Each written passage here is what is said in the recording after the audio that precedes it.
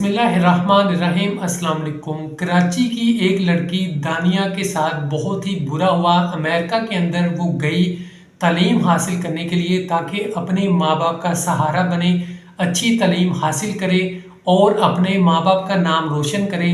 लेकिन एक बहुत ही अफसोसनाक वाक़या पेश आ गया। दानिया अमेरिका के अंदर जाती है, वहाँ पे अच्छी पढ़ाई के लिए और अच्छी तालीम हासिल करी होती है, जैसा कि उसने अपने ख्वाब को देखा होता है। उसके ख्वाब को वो पूरा करने की कोशिश कर रही होती है।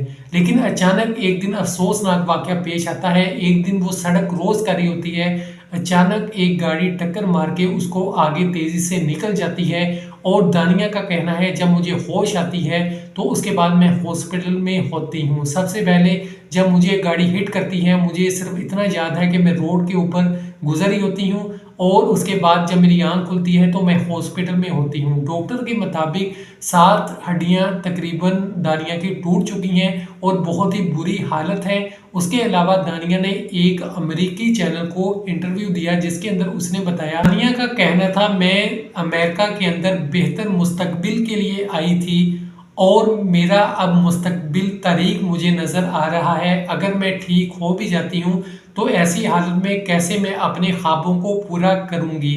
मेरे वालिदैन कराची में रहते हैं और वो गरीब हैं, उनके पास पैसे नहीं हैं कि वो यहाँ पे आ सकें मेरी मदद के लिए और मेरी देखभाल के लिए। ऐसा कहना था। वो बहुत ही टूट चुकी हैं। उन्होंने कहा कि जब मैं अमेरिका के अंदर आई थी तो मेरे अस्ताज़ा जो वहाँ के प्रोफेसर हैं वो तारीफ़ करते थे कि तुम आगे बहुत बढ़ोगी और तुम बहुत अच्छा कर रही हो। उसके बाद मुझे अब सब चीज़ें तारीख नज़र आती हैं। उसके बाद जैसे ये बात मीडिया पर आई और वहाँ की जितनी भी पाकिस्तानी कम्युनिटी थी वो सब लोग इकट्ठे हुए और उन्होंने कहा कि हम अपनी पाकिस्तानी इस बेटी का ख्याल रखेंगे और हर तरह से इसकी मदद करेंगे। पाकिस्तानी कम्युनिटी कोई भी मामला हो तो इकट्ठी होती है, एक दूसरे की मदद करती है। इस वाक़े के अंदर भी ऐसा ही हुआ है। पाकिस्तानी कम्युनिटी इकट्ठी हुई और उन्होंने हर तरह से मदद करने का कहा है। उसके अलावा एक पाकिस्तानी शख्स हैं, बहुत बड़े बिजनेसमैन हैं अमेरिका के अंदर, अली शेखानी उनका नाम है। उनकी बहुत बड़ी एक कंपनी है, उधर उन्होंने एनजीओ भी बनाई हुई है। तो उन्होंने कहा कि जितना भी खर्चा होगा मैं करूँगा, किसी किस्म का माशी जो भी मसला आएगा वो मैं हल करूँगा।